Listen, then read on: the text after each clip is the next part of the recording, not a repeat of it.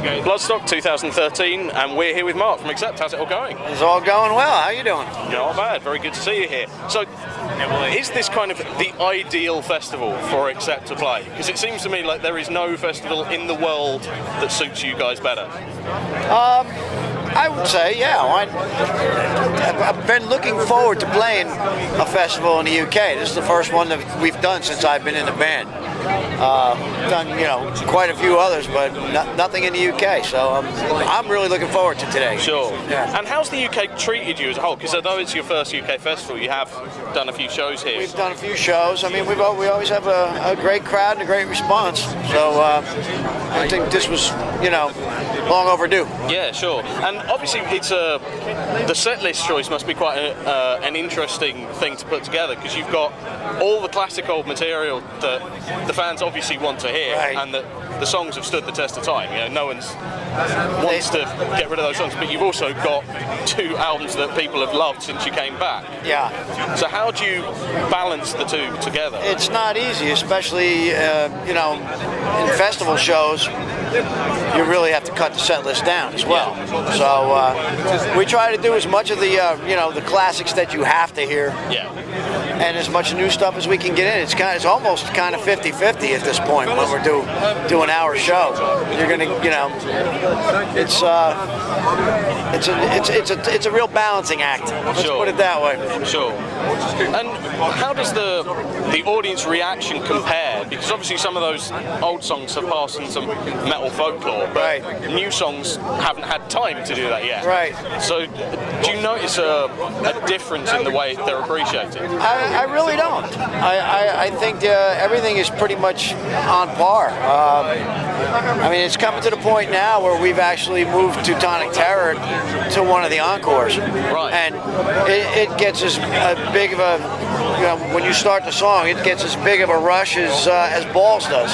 So it's becoming, they're becoming classics, I think. Sure. Luckily for me.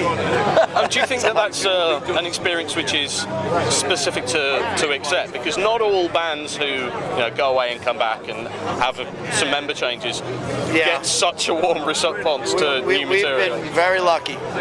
We've been blessed. I don't know why and I don't know how, but it seems as though we've done something right.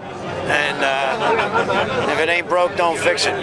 We'll keep going the way we're going. So. Sure. And as far as the visual thing, is the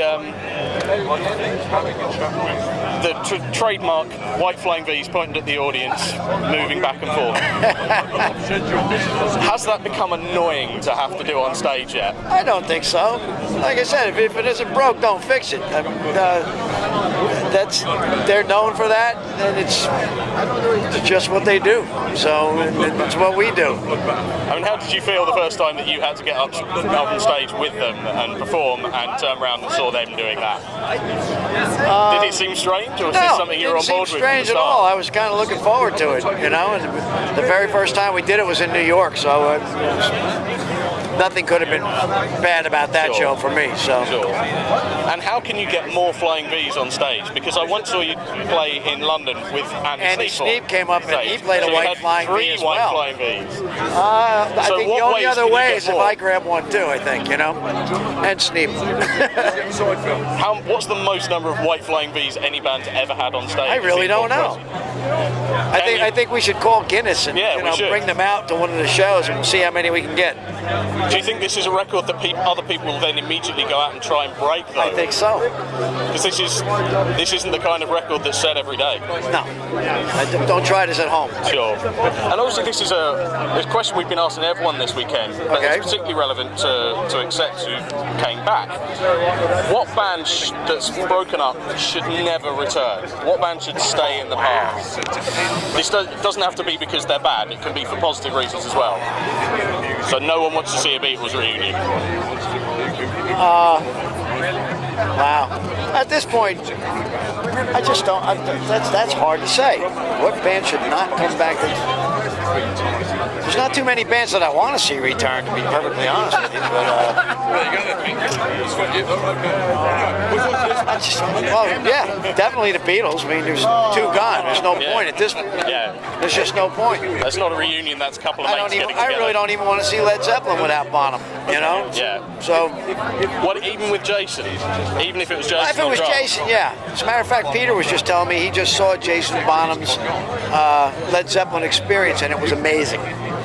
So in the States. So. Sure. Because there's a lot of people. You don't have to be that young to have never seen Led Zeppelin, because it was a long time ago. It was a long time ago.